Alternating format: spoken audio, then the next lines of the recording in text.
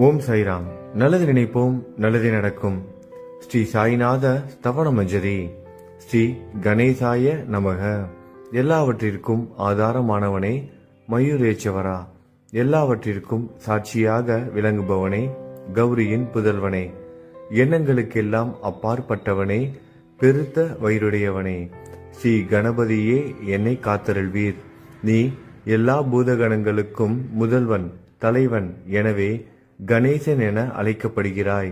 நீ எல்லா சாஸ்திரங்களாலும் ஏற்றுக்கொள்ளப்பட்டவன். புனிதமான முகமுடைய பாலசந்திரனே, சாரதே, வாக்கின் தெய்வமே, நீ வார்த்தைகளுக்கெல்லாம் தலைவி, உலகின் உயிரோட்டத்தின் காரணகர்த்தாவே, நீ படைப்பாளிகளின் இறைவி, நீ எப்போதும் இத்தேசத்தின் அணிகலன், எங்கும் நிறைந்து இருக்கும் எல்லையில்லாத சக்தியே, உலகின் தாயே, உன்னை வணங்குகிறேன்.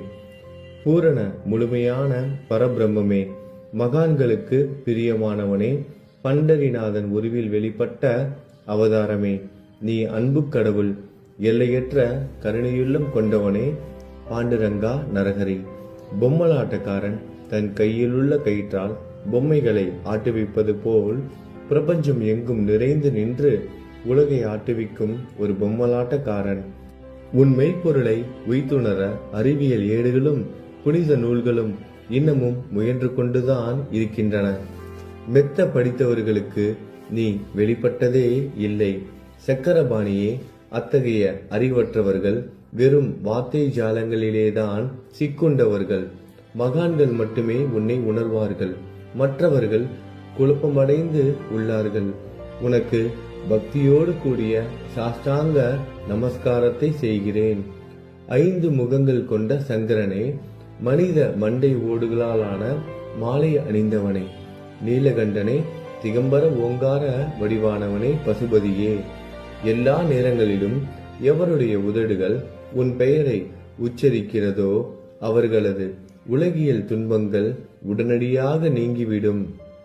ஜடாமுடியை தரித்த சிவனே, உன் நாமத்தின் சக்தி அத்தகையது.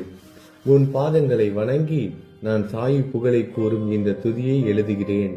இந்த அருட்பணி முழுமையடைய எனக்கு அருள்வாயாக. நீலகண்டா, ஆலகால விஷமுண்ட சிவனே. இப்போது அத்ரி மகரிஷியின் புதல்வரான தத்தாத்திரேயரையும் குலதெய்வமான இந்திரனையும் துக்காராமையும் எல்லா ஞானிகளையும் பக்தர்களையும் பணிகிறேன். சாயிநாதா, உனக்கு வெற்றி கிட்டட்டும்.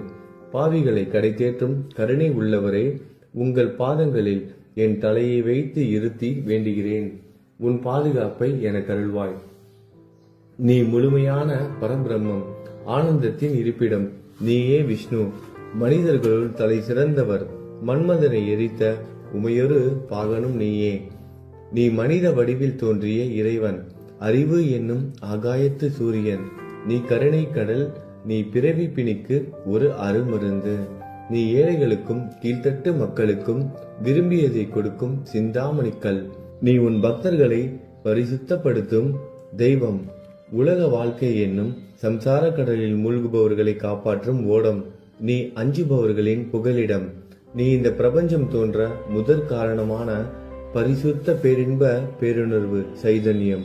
நீ கருணையே உருவானவன். உனது பலவிதமான வெளிப்பாடுகளில் இந்த உலகமும் ஒன்று. நீ பிறப்பற்றவன், சாவும் உன்னை தொட முடிவது இல்லை. என் நீண்ட ஆழமான சிந்தனைக்கு பின் வெளிப்பட்ட கருத்தே இது. பிறப்பு இறப்பு என்பவை அஞ்ஞானத்தால் தோன்றும் வெளிப்பாடே.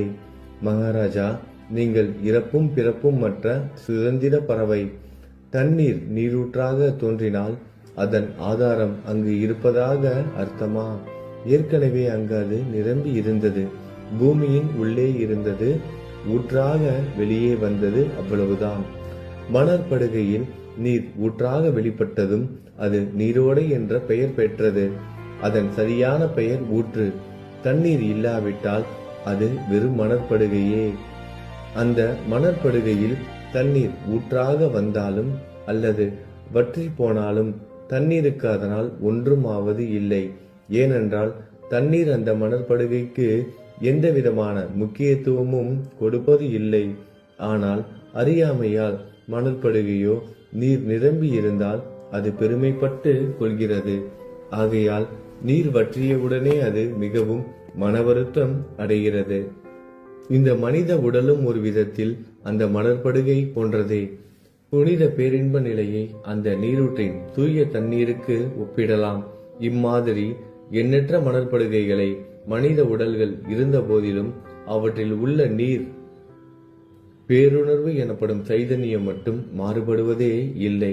கருணை உள்ளவரே, நான் உங்களை ஆதியும் அந்தமும் இல்லாதவன் பிறப்பற்றவர் என கூறுவேன். அறியாமை என்னும் மலையை உடைக்க உதவும் இந்திரனின் கையில் இருக்கும் வஜ்ர ஆயுதம். இதுவரை இந்த பூமியில் எத்தனையோ எண்ணற்ற உயிரினங்கள் தோன்றி உள்ளன, இப்போதும் தோன்றிக் கொண்டுதான் இருக்கின்றன. வருங்காலத்தில் மேலும் எண்ணற்ற உருவங்கள் தோன்றதான் போகின்றன. அந்த ஒவ்வொரு தோற்றத்திற்கும் ஒரு தனி உருவமும் பெயரும் கிடைக்கும். இந்த உயிர்கள் ஒவ்வொன்றும் பெயராலும் தோற்றத்தாலும் மட்டுமே இவ்வுலகில் அடையாளம் காட்டப்படுகிறது. ஆகையால் அந்த சுத்த பேருணர்வு நிலையை நீ நான் என்று பிரித்து காட்டுவது சரியல்ல. ஏனென்றால் எது இரண்டாக தோன்ற முடியாதோ அதுவே உண்மையில் பரிசுத்த பேரின்ப பேருணர்வு சைதன்யம் எனப்படும். அது ஒன்றே அனைவரின் உள்ளும் ஆத்மா என்ற பெயரில் உள்ளது.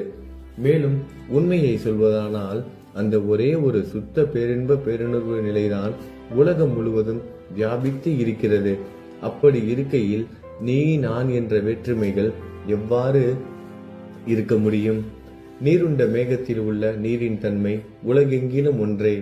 ஆனால் அது பூமியை அடைந்ததும் வெவ்வேறு தோற்றங்களை நதி, ஏரி, ஊற்று ஏற்கின்றன. கோதாவரி மணற்படுகையில் விழும் நீர் கோதாவரி நதி என்றழைக்கப்படும். அதே சமயம் கிணறு ஒன்றில் விழும் நீருக்கு அந்த சிறப்பு தகுதி கிடைப்பது இல்லை. கோதாவரி நதி மிகவும் புனிதமானது. நீங்கள் அதில் உள்ள நீரை போன்றவர். நாங்கள் குளம், குட்டை, சகதியில் உள்ள நீர் போன்றவர்கள். நம் இருவருக்கும் இடையே உள்ள வித்தியாசம் இதுதான். உங்கள் வாழ்வின் குறிக்கோளை அடைவதற்கு நாங்கள் உங்களிடம் வர வேண்டும். கூப்பிய கரங்களுடன் சரணடைய வேண்டும். ஏனென்றால் நீங்கள் ஒருவரை புனிதத்தின் உறைவிடம். புனிதமடைந்த கோதாவரி நதி மணற்பரப்பில் மழை நீர் பாயத் தொடங்கும் பொழுது அந்த நீர் புனித தன்மையை அடையும். அதை வெறும் தண்ணீராக மட்டும் கருதினால் அந்த தண்ணீர் தான் எல்லா இடங்களிலும் இருக்கிறது. கோதாவரி நதி தீரம் முழுவதும் புனிதமாக கருதப்பட்டது. பூமியின் அந்த மணற்பகுதி அதன் புனித தன்மையை நிர்ணயம் செய்கிறது. தான் பழகும் மக்களின் தன்மைக்கேற்ப மக்கள் குணம் மாறுபடுகிறது. புனித ஆத்மாக்களின் செருகையால் அவர்களுடன் சேருபவர்களின் ஆத்மா ஒளிவிட தொடங்குகிறது. இல்லாவிட்டால் அது மாசுபட்டே இருக்கும். நீருண்ட மேகத்தில் நின்று கீழே விழுந்த நீரின் புனித தன்மையை எந்த பூமியின் பகுதி மாற்றவில்லையோ அந்த பகுதியை சாஸ்திரம் அறிந்தவர்கள் கோதாவரி என்று கூறுகிறார்கள். மற்ற பகுதியில் விழுந்த நீர் அந்த பகுதியில் உள்ள மண்ணின் குணத்தை ஏற்றுக்கொண்டது, புனித தன்மையை இழந்தது. மேகத்தில் இருந்த பொழுது பரிசுத்தமாக இருந்த நீர் அசுத்தமாகவும் கசப்பாகவும் உப்பாகவும் மாறிவிட்டது. 6 வித உட்பகைகளை அகற்றி காமம், கோபம், பேராசை, வெறுப்பு, அகங்காரம், பொறாமை புனித உடலெடுத்து வந்த குருதேவா தங்களை புனித மகான் என்று அழைப்பதே சால பொருந்தும். ஆகவே நீங்களே புனித கோதாவரி. நீங்கள் புடம் போடப்பட்டதாலேயேதான் நான் உங்களை புனித கோதாவரியாக உருவகம் செய்கிறேன். இயங்கும் அத்தனை படைப்புகளிலும் நீங்கள் சிறப்புற முதன்மை பெறுகிறீர்கள். பிரம்மா உயிர்களை படைக்க ஆரம்பித்ததிலிருந்தே உலகம் தோன்றியது முதல் கோதாவரி நதி இருக்கிறது. நீர் நிறைந்து பாயும் அந்த நதியில் இன்று வரை தண்ணீர் வற்றியதே இல்லை. ராவணனின் எதிரியான ராமர் கோதாவரி நதியின் கரைக்கு வந்தபோது ஓடிக்கொண்டிருந்த தண்ணீர் இன்று வரை அதே இடத்தில் எப்படி இருக்க முடியும் என்று சற்றே யோசித்து பாருங்கள். கோதாவரி நதியின் மணற்படுக்கை மட்டும் அதேதான். தண்ணீர் கடலை சென்றடைந்து விட்டது. ஆனால் அந்த கோதாவரி நீர்ப்படுகையுடன் புனிதத்தன்மை மட்டும் என்றுமே மாறாமல் இன்று வரை அப்படியே உள்ளது. ஒவ்வொரு வருடமும் பழைய நீர் வெளியேறி புதிய நீர் அதற்குள் பாய்கிறது. உங்களுக்கு தெரிந்த வாழ்க்கை நீதிதான் அது. ஒரு நூற்றாண்டை ஒரு ஆண்டாக கணக்கிட்டால் அந்த நூற்றாண்டில் தோன்றிய முனிவர்கள் பாயும் நீரை போன்றவர்கள். அவர்களில் மிகப்பெரிய மகான்கள் அந்த நீரில் தோன்றும் அலைகள் போன்றவர்கள். இந்த புனித கோதாவரி நதியில் முந்தைய நூற்றாண்டுகளில் சனாதர், சனதர், சனந்தனர் போன்ற மகான்கள் வெள்ளமாக தோன்றினார்கள். பிறகு நாரதர், தும்ரு, துருவன், பிரகலாதன், மகாபலி சக்கரவர்த்தி, சபரி, அங்கதன், வாயுகுமாரனான அனுமான், விதுரர், கோபர்களும் கோபியர்களும் வெள்ளமாக தோன்றினர். இவ்வாறு இன்று வரை கடந்த நூற்றாண்டுகள் ஒவ்வொன்றிலும் ஒன்றன் பின் ஒன்றாக மகான்களாகிய வெள்ளம் தோன்றியது. அவற்றை எல்லாம் என்னால் ஞாபகப்படுத்தி கூற முடியவில்லை. சாய்நாதா, இந்த நூற்றாண்டில் 19ஆம் நூற்றாண்டு புனித கோதாவரி நதியில் சந்தேகத்திற்கு இடமில்லாமல் நீங்கள் வெள்ளமாக பாய்ந்தீர்கள். எனவே உமது தெய்வீகமான பாதங்களை வணங்குகிறேன் மகாராஜா. நான் செய்யும் தவறுகளை உங்கள் கவனத்தில் வைத்துக் கொள்ள வேண்டாம் என மன்றாடி கேட்டுக்கொள்கிறேன். நான் ஒரு எளியவன், அறியாதவன், தீய குணங்கள் கொண்ட மிகப்பெரிய பாவி. என்னை புறம் தள்ளி விடாதீர்கள், கைவிட்டு விடாதீர்கள். மட்டமான உலோகத்தையும் தங்கமாக மாற்றும் சக்தி கொண்ட ரசவாதக்கல் இரும்பினுடைய இயற்கையான தன்மைகளை பொருட்படுத்துவது இல்லை. கோதாவரி நதி தன்னுள் கலக்கும் சிறு ஓடைகளை திருப்பி அனுப்புவது இல்லை. அநேக தீய குணங்களை என்னுள் கொண்டவன் நான். உங்களது கருணை மிகுந்த பார்வையால் அவற்றை சடுதியில் அழித்து விடுங்கள். இது மட்டும்தான் உங்கள் அடிமையான தாஸ்கனுவின் வேண்டுகோள். ரசவாத கல்லின் தொடர்பு ஏற்பட்டும் இரும்பின் இயற்கை தன்மைகள் அளிக்கப்படாவிட்டால் குருதேவா, அது ரசவாத கல்லின் பெருமைக்கு இழுக்கு அல்லவா? என்னை பாவியாகவே இருக்கும்படி விட்டு விடாதீர்கள். தங்களை குறைவாக மதிப்பிட்டுக் கொள்ளாதீர்கள். நீங்கள் ரசவாத கல், நான் இரும்பு. எனக்கு ஏற்படும் இழிவுகள் தங்களுக்கு ஏற்படும் இழிவுகள் அல்லவா? ஒரு குழந்தை தவறு செய்து கொண்டேதான் இருக்கிறது. ஆனால் அதற்காக தாயார் கோபமடைவது இல்லை. இதை தாங்கள் நினைவில் வைத்துக் கொண்டு எனக்கு உங்கள் அருளாசிகளை தாருங்கள். சத்குரு சாய்நாதா, நீங்கள் எனது கற்பக விருட்சம், சம்சார கடலை கடக்க உதவும் கப்பல். சந்தேகத்திற்கு இடமின்றி நீங்கள் ஒருவர் மட்டுமே என்னை கடை தேற்ற முடியும். நீங்கள் எனக்கு காமதேனுவாகிய பசு. நீங்கள் சிந்தாமணிக்கல், ஞானவானில் சூரியன் தாங்கள். நீங்கள் நற்பண்புகளின் சுரங்கம், சொர்க்கத்திற்கு ஏறி செல்ல உதவும் ஏணி நீங்கள். புனித செயல்களின் நிறைகள் நிறைய கொண்டவரை, பரிசுத்தமானவரை, சாந்தி மற்றும் பேரின்பத்தின் மொத்த உருவமே, இரண்டாக இல்லாதவரே, வேறுபாடு இல்லாதவரே, அறிவு கடவுளே, குறைகளற்ற முழுமையான அறிவாக உருவெடுத்தவரே, மனிதர்களில் உன்னதமானவரே, சாந்தி மற்றும் மன்னிப்பதின் உறைவிடமே, பக்தர்களின் அடைக்கலமே, என்னை ஆசீர்வதியுங்கள், என்னை ஆசீர்வதியுங்கள். சத்குரு மச்சீந்திரநாதர். கலியுகம் ஆரம்பித்தவுடன் மகாவிஷ்ணுவால் உலகம் உய்ய அனுப்பப்பட்ட 9 நாதர்களில் ஒருவர் நீயே. சிவன் நெற்றிக்கண்ணை திறந்தவுடன் அந்த அக்னியில் தோன்றிய மகாத்மா ஜாலந்தரும் நீயே. நீங்கள் மகாராஷ்டிராவில் தோன்றி பக்தி மார்க்கத்தை பரப்பிய ஞானிகள் நிவர்த்திநாதர், ஞானேஸ்வரர், கபீர்தாசர், ஷேக் முகமது, ஏகநாதர். நீங்கள் போதவா தத்தகுருவின் குரு நீங்களே. பண்டரிநாதரின் அடியவர் சாவதா மாலி. நீங்கள் உண்மையில் ஆஞ்சநேயரின் மறு அவதாரம் ராமதாசர். நீங்கள் மகாராஷ்டிர ஞானி பாண்டுரங்கன் மீது அபகங்கள் என்னும் கீர்த்தனை நிறைய இயற்றிய துகாராம். சாயிநாதா, நீங்கள் முஸ்லிம் ஞானி ராம பக்தர். நீங்கள் தத்தாத்திரேயரின் மறு அவதாரம் மாணிக் பிரபு. உங்களது இன்றைய அவதாரம் தோற்றம் மற்றும் உங்களுடைய எண்ணற்ற தன்மைகளை புரிந்து கொள்ள உண்மையில் கடினமாக இருக்கிறது. உங்களது ஜாதி குலம் பற்றிய எதையும் நீங்கள் எவருக்கும் வெளிப்படுத்தியது இல்லை. சிலர் உங்களை முஸ்லீம் என்கிறார்கள், சிலர் உங்களை பிராமணர் என்கிறார்கள். கிருஷ்ணரை போன்று எண்ணற்ற தெய்வீக லீலைகளை செய்வதெல்லாம் உங்களுக்கு ஒரு விளையாட்டு. ஸ்ரீ கிருஷ்ண பரமாத்மாவை பார்த்து உயிர்த்துணர்ந்த பல்வேறு மக்கள் பலவிதமான பெயர்களிட்டு அவரை அழைத்தனர். சிலர் அவரை யது குலத்தின் அணிகலன் என்றார்கள். சிலர் அவரை மாடுகள் மேய்க்கும் இடையன் என்றனர். யசோதை அவரை பச்சிலம் குழந்தை என்றாள். கிருஷ்ணனின் மாமனாகிய கம்சன் அவரை மகா காலன், உயிரை குடிக்கும் யமன் என்றான். அர்ஜுனன் அவரை எங்கும் நீக்கமர நிறைந்துள்ளவர் என்றான். அவ்வாறே குருநாதா, ஒவ்வொரு மனிதனின் மனநிலைக்கு ஏற்ப, அவரவர் எண்ணங்களுக்கு ஏற்ப உங்களுக்கு பெயர்களை சூட்டினார்கள். மசூதி நீங்கள் வாழும் இருப்பிடம். உங்கள் காதுகள் குத்தப்படவில்லை. இந்து மத வழக்கப்படி காதுகள் குத்தப்பட வேண்டும். பாத்தியா ஓதுவதை பார்த்து நீங்கள் முஸ்லிம் என்று கூறுவது பொருத்தமானதே. கருணாமூர்த்தியே, அதேபோல் நீங்கள் அக்னியை வழிபடுவதை பார்த்து நீங்கள் ஒரு இந்து என்று முடிவு செய்யப்பட்டது. இந்த வெளிப்புற வித்தியாசங்களை வீண் விவாதம் செய்யும் எண்ணம் கொண்டவர்களே விரும்புவார்கள். உண்மையான ஞானத்தில் ஆர்வம் கொண்டவர்கள் இந்த வெளிப்புற வேறுபாடுகளுக்கு முக்கியத்துவம் தரமாட்டார்கள். நீங்கள் பிரம்மத்தின் நிலையில் இருக்கிறீர்கள். ஜாதி குலம் போன்றவை உங்களுக்கு முக்கியமில்லை. நீங்கள் எல்லோருக்கும் மேலான உயர்ந்த குருவாகவும் இந்த பிரபஞ்சத்தை படைத்தவராகவும் இருக்கிறீர்கள். முஸ்லிம் இந்துக்களுக்கிடையே பகைமை உணர்வு ஏற்பட்டதால் அவர்களுக்கிடையே இணக்கமான உறவையும் ஒற்றுமையையும் ஏற்படுத்துவதற்காகவே நீங்கள் மசூதியில் அமர்ந்து அக்னி வழிபாட்டை நடத்தி உங்கள் லீலைகளை பக்தர்களுக்கு காட்டினீர்கள். நீங்கள் ஜாதி மதங்களுக்கு அப்பாற்பட்டவர். நீங்கள் பிரம்மமே. உண்மையில் அதுவே நீங்கள் உண்மையில் எண்ணங்களுக்கும் அப்பாற்பட்டவர். உங்களை பற்றிய வாத பிரதிவாதங்கள், ஊகங்கள், ஆதாரம் இல்லாத கருத்துக்கள் நடமாடும் இடத்தில் என் வார்த்தைகளுக்கு முக்கியத்துவம் எப்படி கிடைக்கும்? ஆனால் உங்களை பார்க்கும் பொழுது என்னால் மௌனமாக இருக்க முடியவில்லை. வார்த்தைகளால் போற்றுதலே உலக வழக்கில் உள்ள ஒரே வழக்கம்.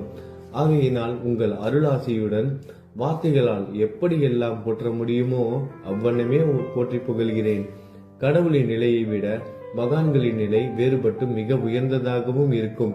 மகான்களின் அருகில் நான் எனது போன்ற எண்ணங்களுக்கு இடமே இல்லை. கடவுளை வெறுத்ததால் இரணியகசிபுவும் ராவணனும் கொல்லப்பட்டனர்.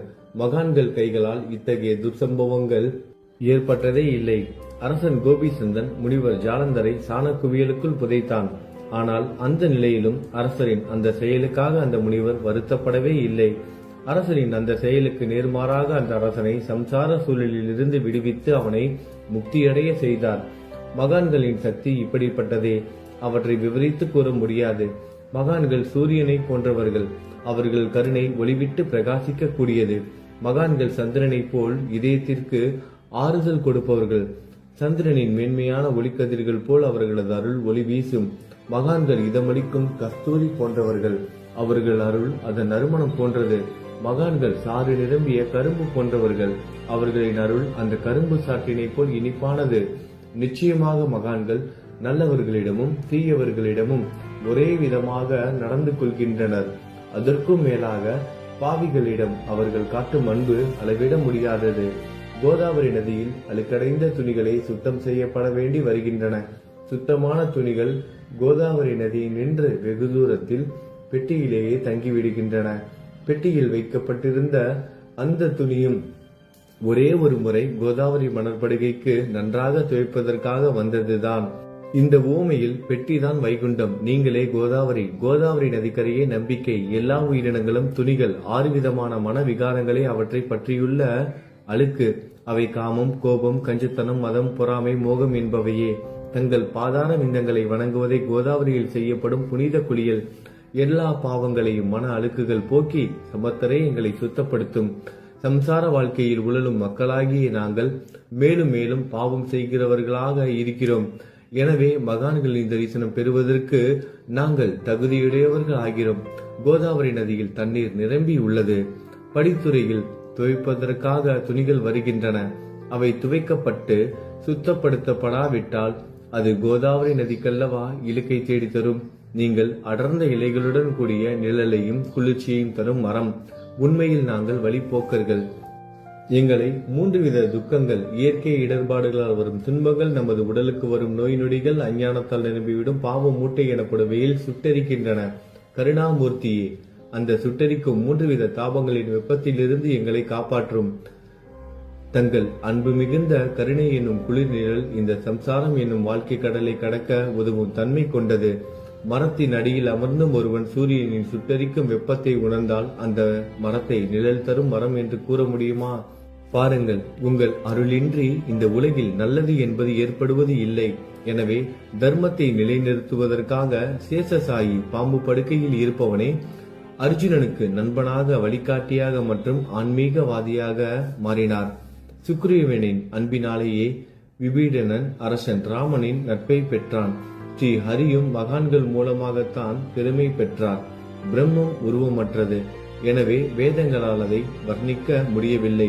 பூமியில் அதை மனித உருவில் தோன்ற வைத்து மகான்கள் அதன் உருவமற்ற தன்மையை மாற்றினர். தாமாஜி என்ற பக்தருக்காக பாண்டுரங்கனை ஒரு தாழ்த்தப்பட்ட குலத்தில் பிறக்க வைத்தார். சோகமேளா என்ற பக்தருக்காக உலகின் தெய்வமாகிய இறைவனை இறந்த எருமைகளின் உயிரற்ற உடல்களை எடுக்க வைத்தார். மகான்களின் பெருமையை உணர்ந்த இறைவன் தண்ணீர் சுமந்து உழைத்தார். உண்மையில் மகான்கள் எல்லாவற்றையும் தாங்கும் சக்தியும் சச்சிதானந்த பிரபுவும் ஆகிய இறைவனின் எஜமானர்களே. இதற்கு மேலும் சொல்வதற்கு ஏதும் இல்லை. நீங்களே என் தாயும் தந்தையும். ஷீரடி கிராமத்தில் வசிக்கும் சத்குரு சாயிநாதா பாபா, உங்கள் லீலைகளை எவர் ஒருவராலும் உண்மையிலேயே முழுமையாக புரிந்து கொள்ள முடியாது என்கிற போது சாதாரண மனிதனாகிய நான் எவ்வாறு அவற்றை விளக்க முடியும் என்று கூறுங்கள். எல்லா உயிரினங்களையும் காப்பாற்ற நீங்கள் ஷீரடிக்கு வந்திருக்கிறீர்கள். மண் அகல் விளக்குகளில் வெறும் தண்ணீரை ஊற்றி அவற்றை எரிய வைத்தீர்கள். மிக குறுகிய மரப்பலகையை கொஞ்சம் ஊஞ்சல் படுக்கையாக்கி உங்கள் யோக சக்தியை உங்கள் பக்தர்களுக்கு காட்டினீர்கள். அநேக பெண்களின் மலட்டுத்தன்மையை முழுவதுமாக நீக்கினீர்கள். உதியின் மூலம் அநேக பேரின் வியாதிகளை குணமடைய செய்தீர்கள். இவ்வுலக சம்பந்தமான துன்பங்களை நீக்குவது உங்களுக்கு ஒரு பொருட்டே அல்ல. யானை ஒன்று எறும்பை சுமையாக கருதுமா? குருராயா, இப்பொழுது இந்த எளியவன் பால் கருணை காட்டுங்கள். உங்கள் பாதங்களில் சரணடைந்து விட்டேன். என்னை திருப்பி அனுப்பி புறம் தள்ளி விடாதீர்கள். மகாராஜ், நீங்கள் அரசர்களுக்கெல்லாம் அரசன். நீங்கள் குபேரனை விட செல்வம் அடைந்தவர். நிச்சயமாக தன்னிகரற்ற வைத்தியர். உங்களை விட மேலானவர் எவரும் இல்லை. மற்ற கடவுள்களை வணங்குவதற்கு தனித்தனியாக பூஜை பொருட்களும் வழிபாட்டு முறைகளும் உள்ளன. ஆனால் உங்களை வணங்குவதற்கு தகுதியான பொருட்களே இந்த உலகில் இல்லை. சூரியனின் ராஜ்யத்தில் தீபாவளி பண்டிகையை கொண்டாடுவது என்றால் எவ்விதமான பொருட்களை கொண்டு அதை கொண்டாடுவோம்? சமுத்திரத்தின் தாகத்தை தணிக்க பூமியில் போதுமான தண்ணீர் கிடைக்காது. நெருப்பை சூடாக்குவதற்கு எங்கிருந்து அக்னியை கொண்டு வருவது? ஸ்ரீ சமர்த்த குருராயா, பூஜை செய்ய உதவும் பொருட்கள் யாவற்றிலும் இருப்பது உன் ஆத்மாவே. ஆரம்பம் முதலே அவை உன் ஒரு பகுதியே. மேலே கூறப்பட்டவை எல்லாம் தத்துவார்த்த ரீதியில் கூறப்பட்டவையே. எனக்கு ஏற்பட்ட அடிப்படையில் கூறப்பட்டவை அல்ல. அனுபவங்கள் இன்றி கூறப்படும் வார்த்தை ஜாலங்கள் வீணே. சம்பிரதாய சடங்குகளின்படி உங்களுக்கு பூஜை செய்ய வேண்டும் என்றால் அதனை செய்வதற்கு தேவையான பூஜை சாமான்கள் என்னிடத்தில் இல்லை என் குருநாதா. கருணையுடையவரை, அடிக்கடி என் கற்பனை திறனின் அடிப்படையில் உங்களுக்கு நான் வழிபாடு செய்கிறேன். அந்த வழிபாட்டை இந்த அடிமையிடமிருந்து ஏற்றுக்கொள்ளுங்கள். இப்போது என் அன்பு கண்ணீரால் உங்கள் கால்களை கழுவுகிறேன். உண்மையான பக்தி என்னும் சந்தனத்தை அரைத்து சாந்தாக்கி உமக்கு இடுகிறேன். அழகிய வார்த்தைகளால் எழுதப்பட்ட இந்த துதி என்னும் கம்னியை உமக்கு அணிவிக்கிறேன். இந்த புகழ் மாலையை உங்கள் கழுத்தை சுற்றி அணிவிக்கிறேன். என் கெட்ட குணங்களை தூபமாக்கி உமக்கு முன் எரிய விடுகிறேன். தீய குணங்களின் கூட்டு பொருளே ஆனாலும் அது எரியும் போது அதிலிருந்து தீய வாசனை எழுவது இல்லை. சத்குருவுக்கு முன்பு இல்லாமல் வேறு எங்காவது இந்த தூபம் எரிய விடப்பட்டால் அங்கெல்லாம் அந்த தூபத்தின் நிலை கீழே கொடுத்த மாதிரி ஆகும். அதாவது சாம்பிராணியை நெருப்பில் போட்டவுடன் அது பொசுங்கி அதில் உள்ள நல்ல மனம் என்ற நற்குணம் அதை விட்டு மறைந்து போகிறது. சத்குருவே, உமக்கு முன் அதை எரிய விட்டால் இதற்கு மாறாக நிகழ்கிறது. தீய தன்மைகள், அழுக்குகள் அக்னியில் எரிந்து விடுகின்றன. உலகம் பார்த்து சந்தோஷப்படும் வகையில் அதன் நற்குணம் அதிலேயே தங்கிவிடும். மனதில் உள்ள தீய குணங்கள் யாவும் எரிந்த பிறகு மனம் மாசற்றதாகிறது. கங்கையில் உள்ள மாசுக்கள் நீங்கியவுடன் கங்கை புனிதமடைகிறது. மாயை, மோகம் என்ற தீபத்தை உமக்கு ஏற்றி காட்டுகிறேன். அதன் மூலம் என் மனம் வைராக்கியத்தை அடைய அருள் செய்வீராக. குருராயா, பரிசுத்தமான நம்பிக்கை என்ற சிம்மாசனத்தை நீங்கள் என்னுள் அமர்வதற்கு ஆசனமாக உமக்கு தருகிறேன். அதை பெற்றுக்கொண்டு எனது பக்தி என்ற நைவேத்தியத்தை ஏற்றுக்கொள்ளுங்கள். பக்தி என்ற நைவேத்தியத்தை ஏற்றுக்கொண்டு அதன் சாரத்தை எனக்கு கொடுப்பீராக. ஏனெனில் நான் உமது பால்குடி மாறாத பச்சிலம் குழந்தை. உங்கள் அருட்பாலில் எனக்கு உரிமை உண்டு. எனது மனதையே உமக்கு தட்சணையாக கொடுக்கிறேன். ஆகையால் நான் செய்யும் காரியங்கள் யாவற்றிலும் நான் செய்பவன் என்று உரிமை கொண்டாட முடியாது. ஏனென்றால் நினைக்கும் மனதை தான் உமக்கு அர்ப்பணித்து விட்டேனே. இப்பொழுது பணிவுடன் கூடிய பிரார்த்தனையோடு உங்களை சாஷ்டாங்கமாக நமஸ்காரம் செய்கிறேன். தெய்வீக சாயிநாதா, தயவு செய்து நீங்கள் அதை ஏற்றுக்கொள்ளுங்கள். 8 பிரார்த்தனைகள். சாயிநாதா, சாந்தமான மனமுடையவரே, அறிவின் சிகரமே, அன்புள்ளம் கொண்டவரே, கருணை கடலே, உண்மையின் உறைவிடமே, மாயை என்னும் இருளை அகற்றுபவரே, ஜாதி மதங்களுக்கு அப்பாற்பட்ட துறவியே, எங்களின் புரிந்து கொள்ளும் திறமைக்கும் அப்பாற்பட்டவரே, அன்பின் இருப்பிடமே, ஷீரடி நாதா, என்னை காப்பாற்றும் ஞான சூரியனே, ஞானத்தை அளிப்பவரே, எல்லாவித நல்ல செயல்களையும் செய்பவரே, பக்தர்களின் மனங்களில் ஒளிரும் பரமஹம்சரே, தங்களை சரணடைந்தவர்களை காப்பவரே, படைக்கும் தொழில் புரியும் பிரம்மாவே நீங்கள், காக்கும் கடவுள் விஷ்ணுவே நீங்கள், 3 உலகங்களையும், பூவுலகம், சொர்க்கம், நரகம், கடைசியில் லயமடைய செய்யும் ருத்திரனும் சிவனும் நீங்களே. நீங்கள் இல்லாத இடமே இந்த பூமியில் ஏது? எல்லாம் அறிந்த இறைவன் நீங்கள். எங்கள் அனைவரின் இதயங்களிலும் வசிப்பவரும் நீங்களே. எனது எல்லா குற்றங்களையும் மன்னிக்க வேண்டும் என வேண்டி கேட்டுக்கொள்கிறேன். அலைகளாக வரும் சந்தேகங்களையும் மனமயக்கங்களையும் போக்குவீராகுக. நீங்கள் பசு, நான் புதிதாக பிறந்த இளம் கன்று. நீங்கள் சந்திரன், நான் சந்திர காந்தக்கல். தங்கள் பாதங்கள் கங்கை நதி, புண்ணியத்தை தருவதால் பணிவுடன் இந்த அடிமை உங்களுக்கு தலை வணங்குகிறேன். உங்கள் கைகளை என் தலைமீது வைத்து ஆசி கூறுங்கள். கவலைகளும் துன்பங்களும் பறந்தோடட்டும். நான் உங்கள் அடிமை. இந்த 8 துதிகளையும் கூறி நான் உங்களை சாஷ்டாங்கமாக நமஸ்கரிக்கிறேன். எனது பாவங்கள், துயரங்கள், ஏழ்மை யாவும் உடனடியாக விலகட்டும். நீங்கள் பசு, நான் கன்று குட்டி. நீங்கள் தாய், நான் உங்கள் குழந்தை. என் மீது கடுமை காட்டாதீர்கள். நீங்கள் மேற்கு தொடர்ச்சி மலைப்பகுதி மலையகிரியில் உள்ள சந்தனம், நான் முள் அடர்ந்த புதர். நீங்கள் புனிதமான கோதாவரி நீர், நானோ பெரும் பாவி. குருநாதா, உங்கள் தரிசனம் கிடைத்த பிறகும் என்னிடம் உள்ள கெட்ட குணங்கள் என்ற அழுக்கு என் மனதிலேயே தங்கி இருக்குமானால் உங்களை சந்தனம் என்று யார் கூறுவார்கள்? கஸ்தூரியின் அருகாமையில் உள்ள மண்ணும் உயர்வாக போற்றப்படுகிறது. மலரின் தொடர்பினால் தானே அதன் நாரும் தலையில் உயர்ந்த இடத்தை பிடிக்கிறது. மலரால் மனம் பெற்ற நாற்போல் மகான்களும் அப்படிப்பட்டவர்களே. அவர்களுடன் தொடர்புடைய எந்த பொருளும் மிகவும் உயர்வாக மதிக்கப்படுகிறது. சிவபெருமான் விபூதி, லங்கோடு, நந்தி ஆகியவற்றை ஏற்றுக்கொண்டதால் 8 திக்குகளிலும் அந்த பொருட்கள் புகழப் பெறுகின்றன. இடையர்களை மகிழ்விப்பதற்காக யமுனை நதிக்கரையில் உள்ள பிருந்தாவனத்தில் உலகிற்கெல்லாம் இறைவன் தகிகாலா உரியடி விளையாட்டு என்ற விளையாட்டை விளையாடினான். அதுவும் அறிவுடையோர் மத்தியில் ஏற்றுக்கொள்ளப்பட்டது. ஆகவே நான் பாவியான போதிலும் உங்கள் சேவையில் ஈடுபட்டு உள்ளேன். குருநாதரே, என் நிலைமையை பற்றி மனதில் எண்ணி பாரும். குருநாதா, லௌகீக உலகிலோ அல்லது ஆன்மீக வழியிலோ எந்த விஷயங்கள் எல்லாம் எனக்கு சந்தோஷத்தை கொடுக்கும் என என் மனம் சந்தேகம் இல்லாமல் நம்புகிறதோ அவற்றை எல்லாம் நீங்கள் எனக்கு அளித்தருள வேண்டும். உமது கருணையால் இந்த மாதிரி செய்துவிடும். எனது மனதை அடக்கி விடுங்கள். சமுத்திரங்கள் எல்லாம் தித்திப்பாக மாறினால் பிறகு அவை உப்பு கரிக்குமே என்ற பயம் தோன்றாதே. சமுத்திரத்தை தித்திப்பாக்கும் சக்தி உங்களுக்கு உண்டு. ஆகையால் தான் எனது இந்த வேண்டுகோள். தயவு செய்து இந்த வேண்டுகோளை நிறைவேற்றும். என்னிடம் என்னென்ன குறைகள் உண்டோ அவை அனைத்தும் உங்களுடையதே. ஆத்ம ஞானம் பெற்றவர்களில் முதலிடத்தில் உள்ள உங்களிடம் குறை என்பதை பொருந்தாதே. இப்போது இதற்கு மேலும் நான் ஏன் அதிகம் பேச வேண்டும்? நீங்கள் தான் எனது ஒரே அடைக்கலம். தாயின் இடுப்பில் உள்ள குழந்தை இயல்பாகவே பயமற்று இருக்கும்.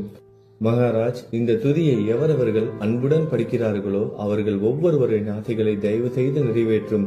இந்த துதியை படிப்பவர்களின் 3 வித தாபங்களையும், இயற்கை இடர்பாடுகளில் வரும் துன்பங்கள், நமது உடலுக்கு வரும் நோய் நொடிகள், அஞ்ஞானத்தால் நிரம்பிவிடும் பாவம் மூட்டை 1 ஆண்டிற்குள் விலகிவிடும் என்பதை இந்த துதிக்கு உங்களது ஆசையாக என்றென்றும் நிரந்தரமாக இருக்கட்டும். குளித்து முடித்துவிட்டு மனதில் முழுமையான நம்பிக்கையுடன் தொடர்ந்து இந்த துதியை பாராயணம் செய்ய வேண்டும். அப்படி முடியாவிட்டால் வாரம் வாரம் வியாழன் தோறும் சத்குருவை வணங்கி அவர் உருவை தியானம் செய்து கொண்டு இந்த துதியை பாராயணம் செய்யுங்கள். இதுவும் கூட முடியாவிட்டால் மாதம் மாதம் வரும் 2 ஏகாதசி தினங்களில் இந்த துதியை பாராயணம் செய்யுங்கள். இது ஏற்படுத்தும் விளைவுகளை பார்த்து அதிசயப்படுவீர்கள். குருமூர்த்தியான சாயிநாதர் இந்த துதியை பாராயணம் செய்பவர்களுக்கு இவ்வுலகியல் ஆசைகளை முழுமையாக உடனடியாக நிறைவேற்றுவார். இந்த துதியை திரும்ப திரும்ப பாராயணம் செய்வதால் முட்டாள்கள் கூர்மையான புத்தியை அடைவார்கள். யாராவது வாழ்நாளாவது குறைவானதாக இருப்பின் இந்த துதியை அவர்கள் படிப்பதால் 100 ஆண்டு காலம் வாழ்வார்கள்.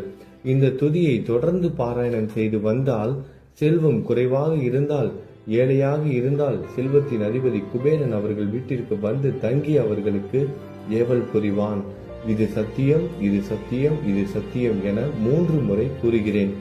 குழந்தை செல்வம் இல்லாதவர்கள் இந்த துதியை தொடர்ந்து படித்து வந்தால் குழந்தை செல்வம் பெறுவர்.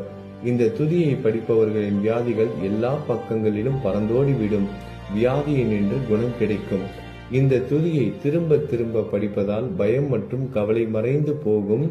மதிப்பும் மரியாதையும் கிடைக்கும். அழிவற்ற பிரம்மத்தை உணர்வார்கள். பிரம்ம ஞானம் கிட்டும். அறிவுடையோரே, இந்த துதியின் மீது உங்கள் இதயங்களில் முழுமையான நம்பிக்கை வையுங்கள். சந்தேகங்கள், நம்பிக்கையின்மை, தவறான எண்ணங்கள் ஆகியவற்றிற்கு கொஞ்சம் கூட மனதில் இடம் கொடுக்காதீர்கள். சீரடிக்கு புனித பயணம் மேற்கொள்ளுங்கள். பாபாவின் தாமரை பாதங்களை மனதில் நிறுத்துங்கள். அவர் அனாதைகளின் உறவினர், பக்தர்களின் விருப்பங்களை நிறைவேற்றும் கற்பகத்தரு. பாபாவால் உணர்வூட்டப்பட்டு இந்த துதியை நான் இயற்றினேன். இல்லாவிட்டால் எவ்விதமான முக்கியத்துவமும் இல்லாத என்னால் இந்த துதியை எவ்வாறு எழுத முடியும்? சக ஆண்டு 1840, ஆங்கில ஆண்டு 1918 புரட்டாசி மாதம் வளர்பிறையில் விநாயகர் சதுர்த்தி அன்று திங்கட்கிழமை 2வது யாமத்தில் சூரிய உதயத்திற்கு முன் இந்த பாமாலை நிறைவு செய்யப்பட்டது. புனிதம் வாய்ந்த நர்மதா நதிக்கரையில் இந்தூருக்கு அருகில் உள்ள ஊரான மகேஸ்வர சேத்திரத்தில் ஸ்ரீ அகல்யாதேவியின் சந்நிதியில் ஸ்ரீ சாய்நாதரை போற்றி பாடும் இந்த தவண மஞ்சரி நிறைவடைந்தது. மகேஸ்வரம் என்ற புனித ஸ்தலத்தில் இந்த துதி நிறைவடைந்தது. ஸ்ரீ சாய்நாதர் என் மனதிற்குள் புகுந்து இந்த துதியின் ஒவ்வொரு வார்த்தையையும் என்னை கூற வைத்தார். எனது சீடன் தாமோதரன் இதை நான் கூற கூற எழுதினான். தாஸ்கனுவாகிய நான் எல்லா ஞானிகள் மற்றும் துறவிகளின் வேலையால் எங்கும் மங்களம் பொங்கட்டும். ஸ்ரீ சாய்நாதரை போற்றி பணிவுடன் எழுதப்பட்ட இந்த ஸ்ரீ சாய்நாத தவணமஞ்சரி என்ற துதி பாராயணம் செய்பவர்கள் சம்சார கடலை கடக்க உதவட்டும். இது ஸ்ரீ பாண்டுரங்கனுக்கு தாஸ்கனுவின் நம்பிக்கை மற்றும் பணிவோடும் கூடிய பிரார்த்தனை. ஓம் சாய்ராம். நல்லதே நடக்கட்டும். ஓம் சாய்ராம். மங்களம் சுபமங்கலம்.